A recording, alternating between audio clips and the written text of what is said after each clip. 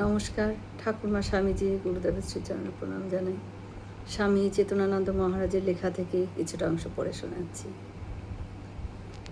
মা ছিলেন স্বর্গের দেবী, মর্তে মানবী হয়ে জন্মেছিলেন জীব উদ্ধারের জন্য। অনন্ত রূপিণী মায়ের ধ্যান করতে গেলে মন আমাদের দিশেহারা হয়ে যায়।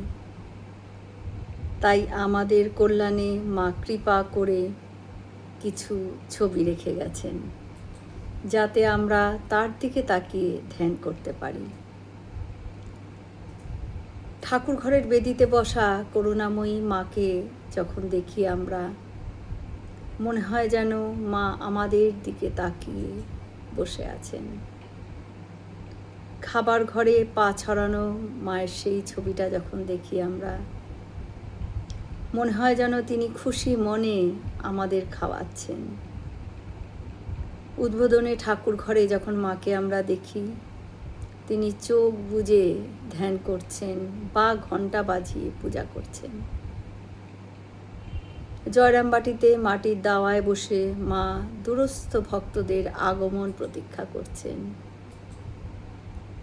বা ধানের বস্তা পিছনে রেখে অন্নপূর্ণা রূপে বিরাজ করছেন মা।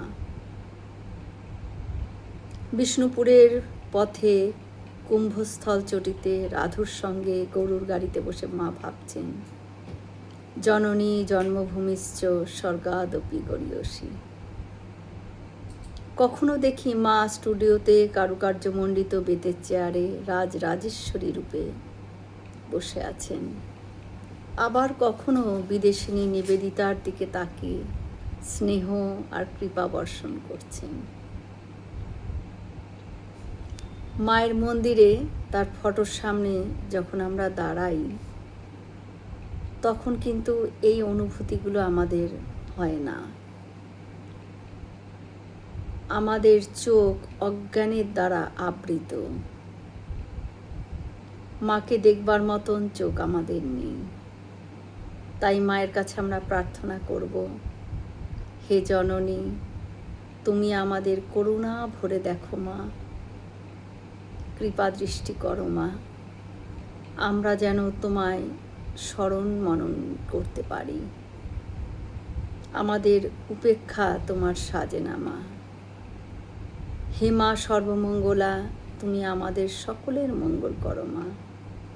এই বর দাও যাতে চোখ বুঝলেই তোমাকে মানুষ পটে দেখি, আর খোলা চোখে তোমাকে যেন সর্বভূতে দেখতে পাই। জয় মা শারদা। আমরা সকলে মিলে একসাথে বলি, জয় মহামায় কি জয়, জয় ভগবান শ্রী শ্রী রামকৃষ্ণদেব কি জয়, জয় স্বামীজি মহারাজজি কি জয়, জয় গঙ্গা মাই কি জয়। হয়তো অনেক ভুল ত্রুটি করলাম, ঠাকুর যেন আমায় ক্ষমা করে দেন। সকলে আনন্দ থাকবেন, সুস্থ থাকবেন। ঠাকুর মায়ের কৃপা দৃষ্টি সকলের ওপর বর্ষিত হোক। শুভরাত্রি।